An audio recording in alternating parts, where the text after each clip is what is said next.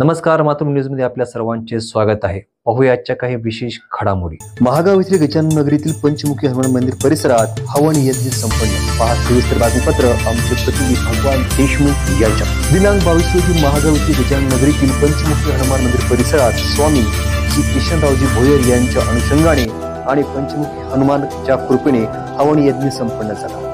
या हवन पूजेसाठी महाराष्ट्राचे माजी मुख्यमंत्री यांच्या परिवारातील सुनबाई सौ प्रेरणा संभाजी पाटील निलंगेकर या आवर्जून उपस्थित होत्या. हवन पूजा करून त्यांनी प्रथम पंचमुखी हनुमान मंदिर दर्शन घेतले व स्वामी श्री किशनजी भोयर महाराज यांचा शुभाशीर्वाद घेतला.